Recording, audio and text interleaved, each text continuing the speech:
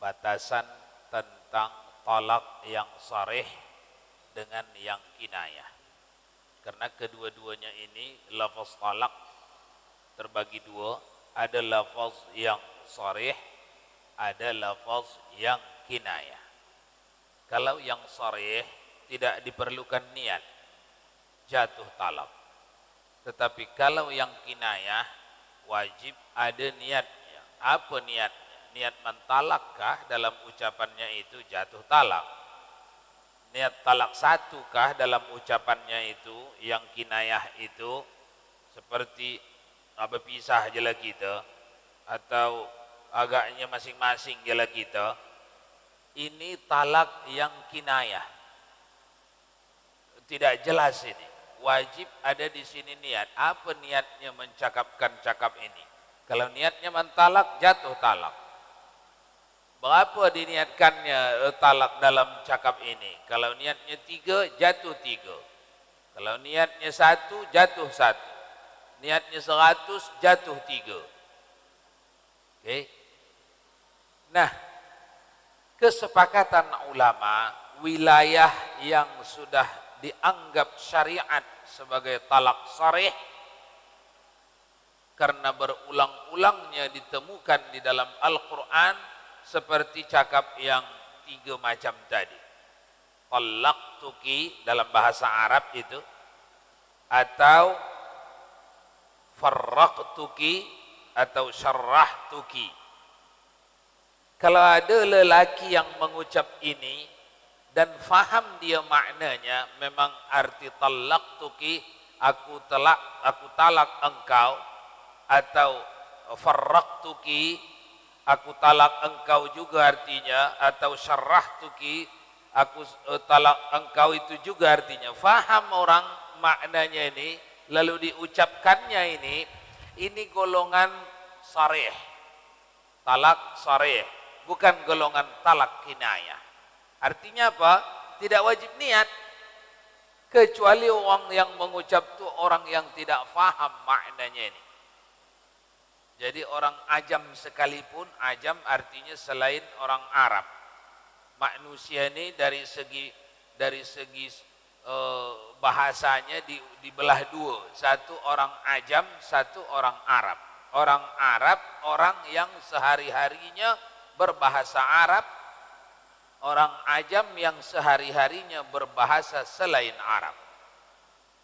Orang ajam yang faham akan makna 3 kata ini, talaqtuki, farraqtuki atau syarrahtuki, tahu dia maknanya, walaupun bukan ini bahasa dia sehari-hari, itu membikin jatuh talak. Tidak diperlukan niat, karena itu lafaz yang sharih. Itu yang dibaca tadi. Lanjutkan. Baca. Sambil kalau ada yang nak ditanya, tanya ya.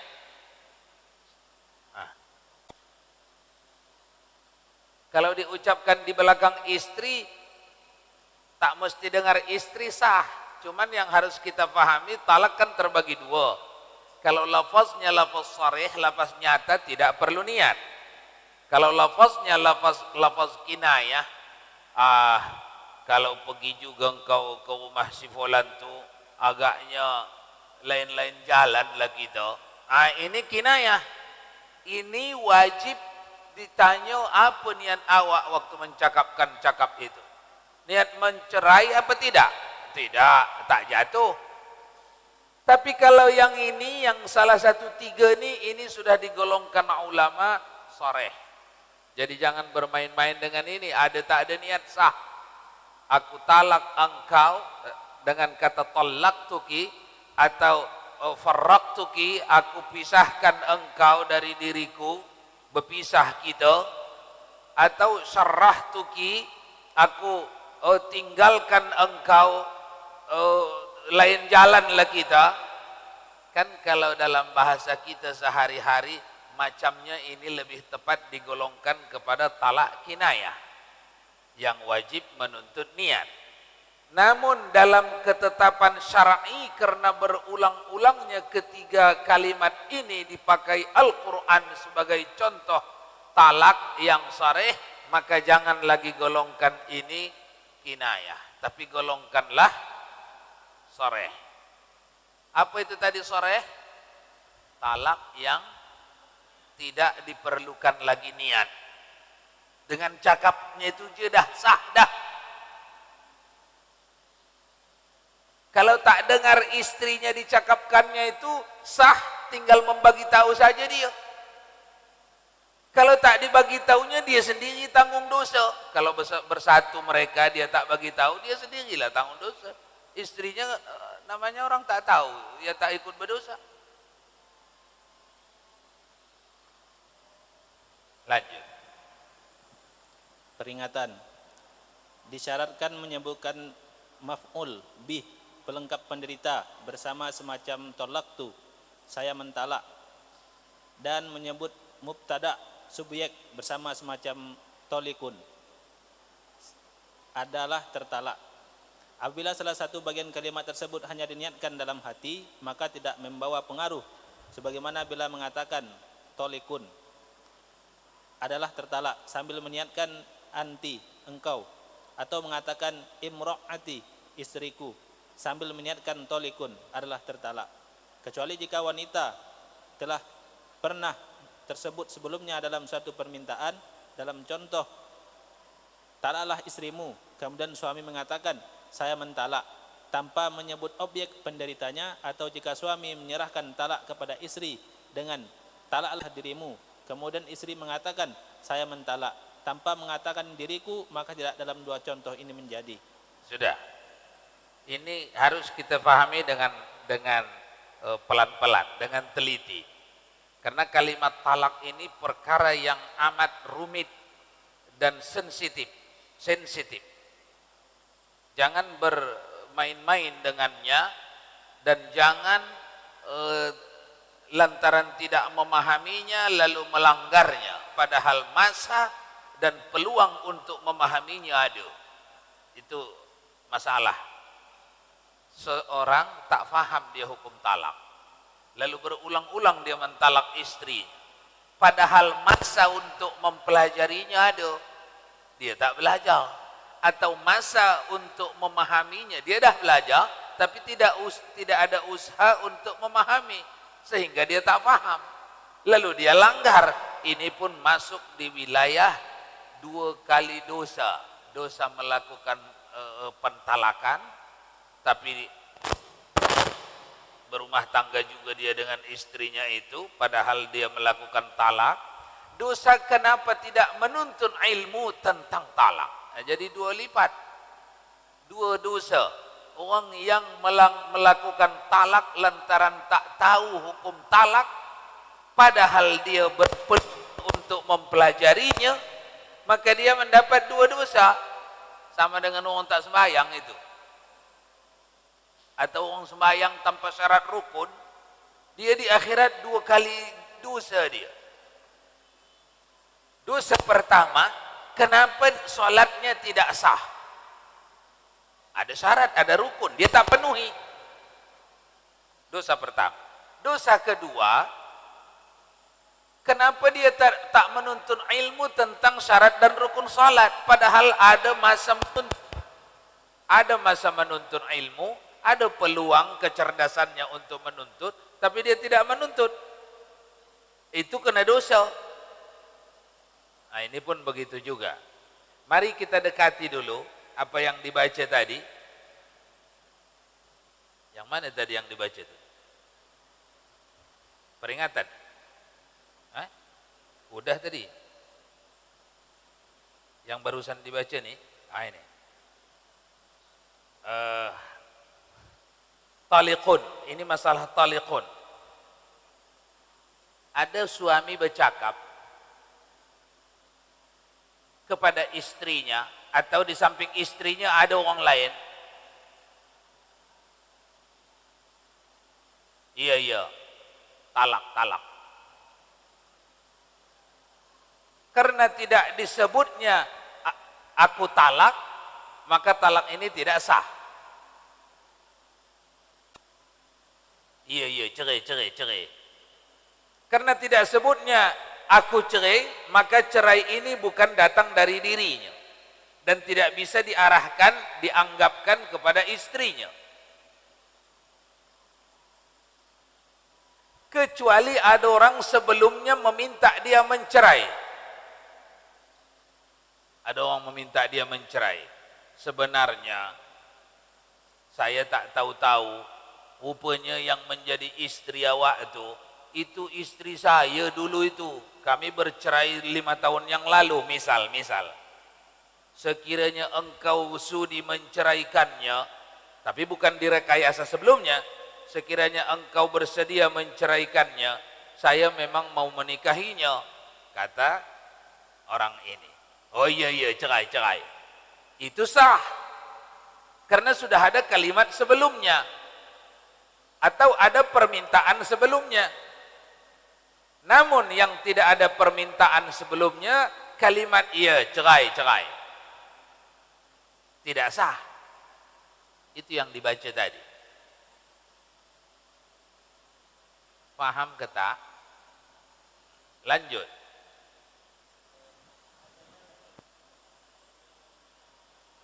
Dia dengan jahil karena tak tahu, terucap dia. Wajib segera, bukan sunat. Yang disebut Imam Syafi'i yang sunat mengulang-ulang akad nikah sekali setahun itu bagi yang hanya ragu. Jangan-jangan ada terkerjakan yang merosakkan nikah atau yang membatalkan nikah. Jangan-jangan ada. Begitu tak tahunya selama ini, begitu macam-macamnya cakap selama ini, jangan-jangan ada. Tapi tak pasti juga.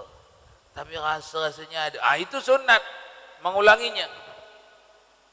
Kalau yang positif rasanya memang pasti. 3 bulan yang lalu bergaduh, saya ingat, umpama saya ingat memang saya suruh dia pulang kepada mak bapaknya, dan memang dalam hati saya mencerailah. Itu bukan sunat mengulanginya, itu wajib. Atau memang diucapkan secara sharih langsung. Kalau macam ninya asik boros saja belanja, cerai je lah, berpisah je lah kita.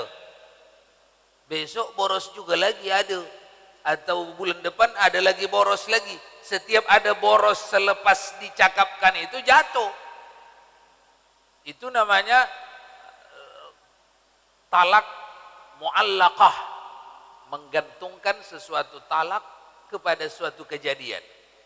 Kalau terjadi lagi ini sekali lagi cerai gitu, terjadi lagi sekali lagi jatuh. Kalau tak diniatkan 3, niatnya 1, satulah. Yang jatuh 1 tak sah bercampur, tidak sah bercampur, haram sebelum ada rujuk. Raja'tuki, aku rujuk engkau. Setuju? Ya, setuju. Saya engkau rujuk saya. Baru sah. Kalau talak 1 atau talak 2. Kalau sudah walaupun talak 1 atau talak 2 tapi sudah di atas 3 bulan 10 hari, wajib nikah balik. Wajib nikah lagi, tak cukup hanya sekadar raja'tuki, aku rujuk engkau. Ya, rujuk saya terima, tak sah. Harus nikah. Panggil walinya, wali mujbir atau wali nasab atau wali hakim atau wali mastur adalah. Panggil 2 saksi, ijab kabul balik. Baru sah rumah tangga ini kembali halal.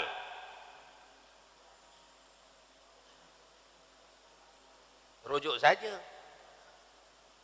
tak perlu ada saksi. Sunnah ada saksi. Berdua saja sah. Yang penting ada ijab merujuk, ada kabul menerima. Kata istri, iya saya terima rujuk awak, sahlah itu.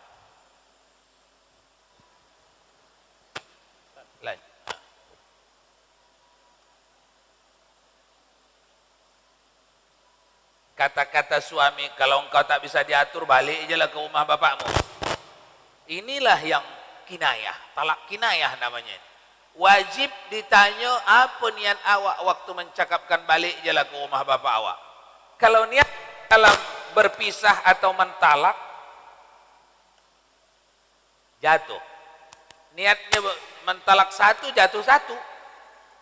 Niatnya mentalak tiga, jatuh tiga.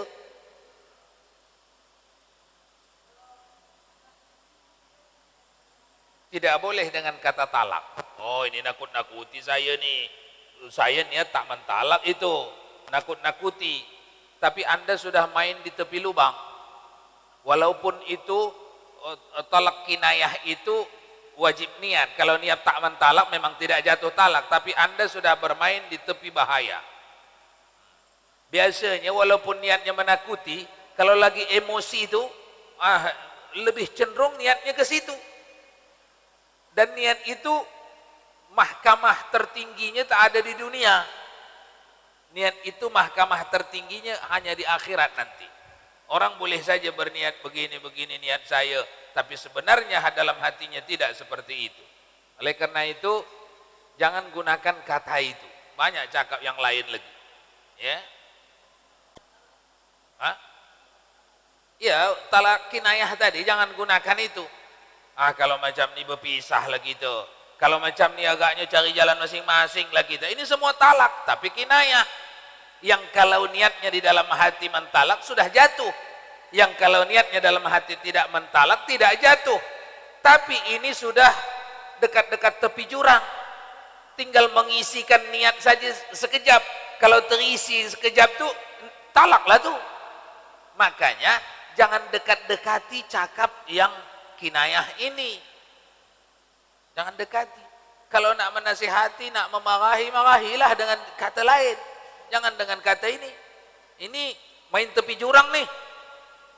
Efeknya nanti dah senyap pegaduhan, udah sejuk bara api, teringat anak-anak, teringat harta benda, teringat bersama-sama sudah sekian tahun.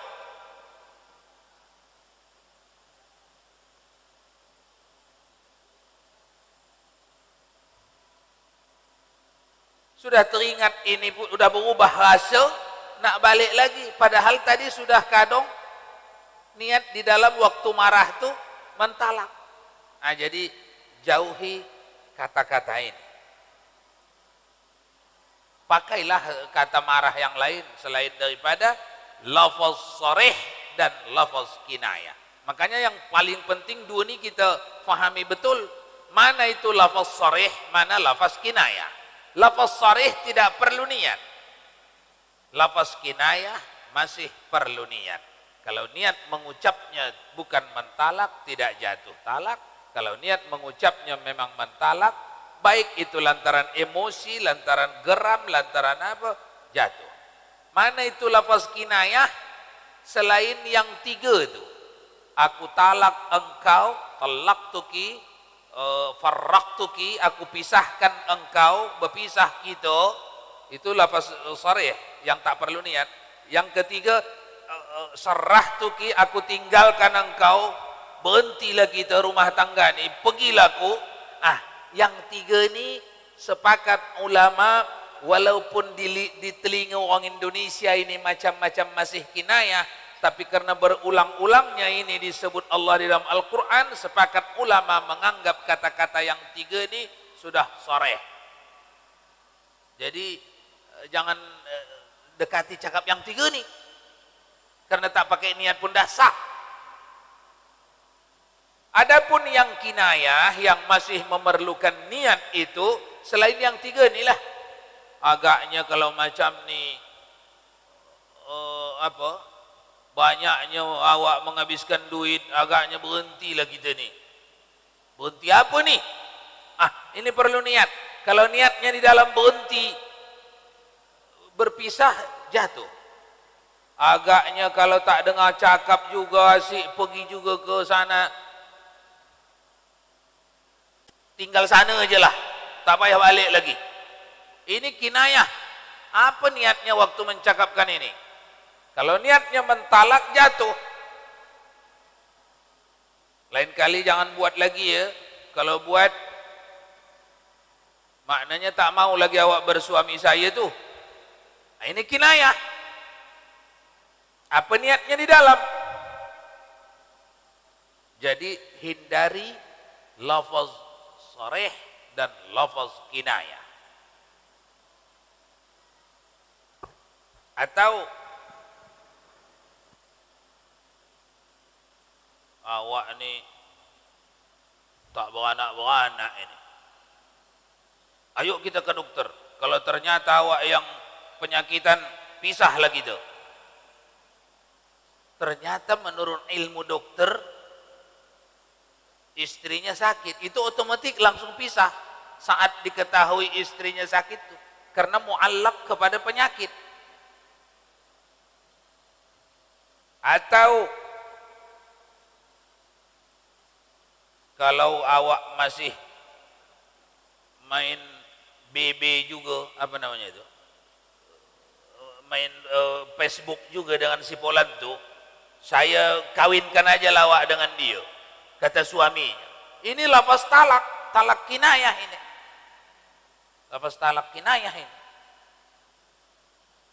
Apa artinya saya kawinkan, suami mengizinkan kawin istrinya dengan orang lain? Artinya didahului cerai. Itu kinayah.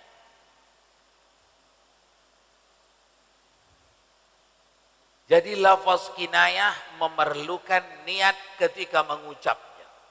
Jangan mendustai diri. Tak, waktu mencakapkannya itu karena panasnya hati. Sebenarnya niat saya tak mencerai. Tapi dibohonginya. Sebenarnya niat dia mencerai waktu mencakapkan. Maka dialah yang rugi dengan sendirinya. Karena istri yang macam ini tidak akan menjadi istrinya besok di akhirat, di surga. Kalaupun sama-sama masuk surga, tidak akan menjadi istri. Jadi pelihara nikah, akad nikah yang kita bangun dahulu itu jangan pernah rosak. Kalau rosak cepat-cepat baiki, karena Rasulullah sallallahu alaihi wasallam menyebutnya istri, suami istri yang abadi di dunia itu akan menjadi suami istri di surga. Dan suami istri yang masuk surga kedua-duanya suami istri, jangan berpikir alahai inilah bini saya ni pendek apa pesek apa ini jugalah besok ke surga macam mana lah ni. Tidak. Di hadis-hadis sahih disebutkan Rasulullah sallallahu alaihi wasallam kecantikan wanita salehah yang datang dari dunia ketika sampai di surga 70 kali lipat kecantikan bidadari. 70 kali lipat kecantikan bidadari. Jangan berpikir yang lain-lain ya. Itulah makanya kesolehan yang perlu dibangun di rumah tangga. Karena rumah tangga ni paling lama berapa tahun? Sama-sama bengkok udah itu. Berapa tahun? 100 tu satu membelakang sana, satu belakang sana. Bengkok kedua-dua. Habislah 100 tu. Selepas itu kalau soleh keduanya sama-sama ke sana lah. Abadi selamanya. Abadi selamanya. Itulah rumah tangga yang hakiki, hakikat. Apabila suami istri itu dapat bersama-sama saling menopang kesolehannya semasa di dunia, sehingga pasangan itu Allah kekalkan sampai ke surga.